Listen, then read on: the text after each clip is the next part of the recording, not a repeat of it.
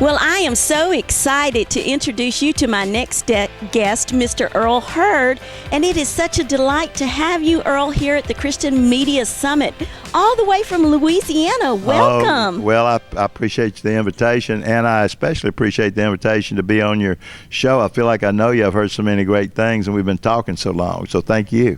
Oh, absolutely. It's been a great relationship developing here, and I'm so excited to have this opportunity to interview you. Thank you. So to start with, let's tell the people more about your professional background. You are the founder of BIC Alliance. Tell them more about that. My main business, my passion is training.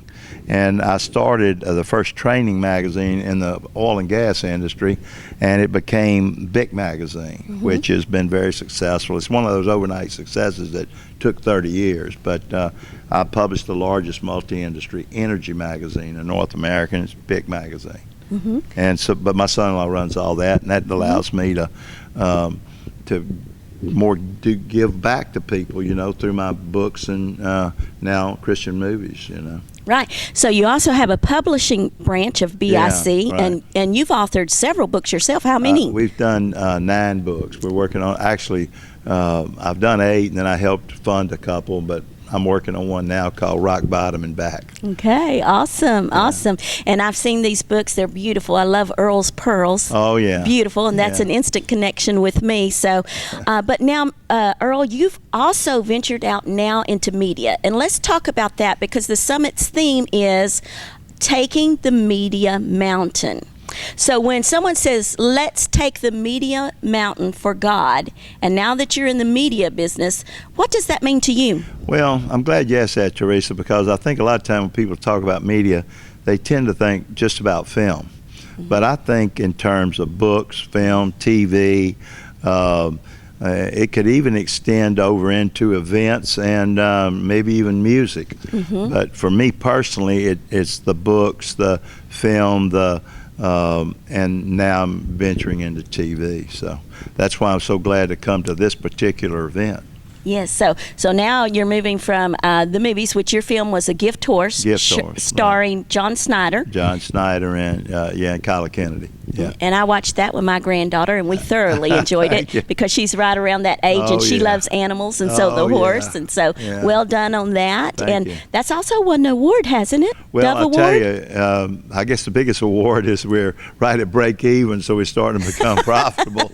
So that allows me to, you know, invest in others. But it's on Netflix and in Lifeway and a lot of digital.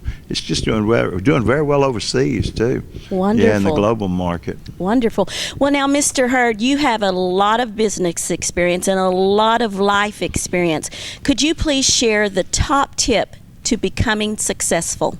Well, having gone busted and starting over, I found that number one is my faith. When I was always a believer in Christ, but I didn't practice. But when I started making God and family number one, then you can't outgive God. And my success has really been driven by making Him and my family number one in everything I do. Beautiful, beautiful. And that's really been the success. But that alone is not enough. You got to put in the time. You've got to put in the learning and networking. Networking is a cornerstone. I learned a long time ago, when you're not real smart and you don't have any money, it's important to be nice. And so 2 guidelines, and not only for me but in my business, is try to say one nice thing to 3 people every day, even though they may not expect it, and to try to give 3 referrals a day. That's great. That's great. Well, you know, you do a lot. I mean, my goodness, just the magazine alone is a big project and all the things you do, but books, media, films, and now television. Yeah. I want to know your secret to having so much energy to do all this. Well, I'm 73 years old, and I'll have to share with you. I worked shift work many years ago, Theresa, and so I got to learn how to make it on 4 and 5 hours sleep, and that's the way I do now.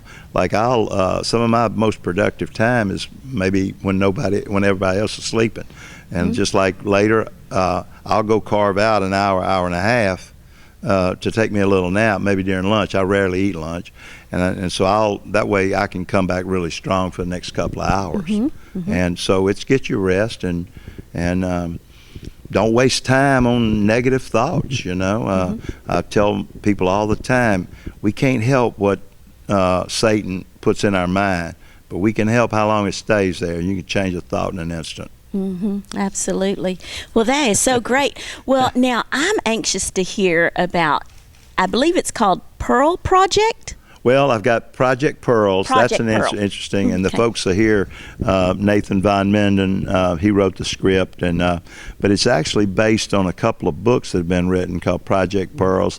But it's really, Theresa, it's a true story about this group of Christian people that bonded together, and they smuggled 1 million Bibles into China right after the Mao dynasty, and they did it in 1981. And so we're going to be investors in the movie, but we're also helping raise the capital to put together the pieces. And that might be another interview for you, because some of those people are here, and it's a great project because it has a film, or what you call travel globally, so it'll have a global interest, and it's one of those that has action but also faith. So I'm really excited about it. That sounds exciting, I tell you. Well, now, this was your first time to come to the Christian Media Summit, correct? Yes. And what do you think about it so far? And tell us a little bit about the panel you just came out of. Well, I was on the Finding Investor panel. It was good. And the other one that I went into was about distribution. That was a good. Looked like they've got a great program. But what I'm the most excited about, one of the challenges that I've found in Christian media, is you've got the publishers over on one side and you got the filmmakers on the other. And a Christian Media Association, in my mind, should pull both together, and that way you've got publishers that can help promote the films. Good idea. They say the best thing you can have in business, somebody buys ink by the barrel. So you want to make sure they're on your side. Of course, you got to have the websites now, but yeah, I'm really excited about this. I'll probably make this one that I attend and sponsor. Awesome. Awesome. Well, we are so delighted to have you. And as we wrap up this interview, I would like to ask you one last question. Mr. Heard, when it's all said and done, how would you like to be remembered? Because you can be remembered for so many things, but how would you like people to remember you? I want my legacy to be someone that bounced back from tremendous adversity, and I was able to do it by giving back. And I've interviewed a lot of people, and that's really the solution when you start thinking and acting beyond yourself with your faith, giving back to people. And I would say that's the message that I want to convey, not only to my family and those I work with, but to everybody, that people think you can get high off of drugs and alcohol, gambling, there's many, many things, but there's no greater feeling than being able to look in that mirror at night and know I did right, and look up to heaven and say, I got the rest of beyond my life on here, I got a life in heaven. Absolutely. That's a great feeling. Absolutely. Wow. Thank you so much, Mr. Heard. It's been a delight interviewing you, and we wish you continued success. You're a very successful guy. We wish you continued success. Thank you very much, and we want to share our success with others. I salute you for what you're doing. I know it's challenging, it's hard, but just stay the course. Same way with everybody out there. Stay the course.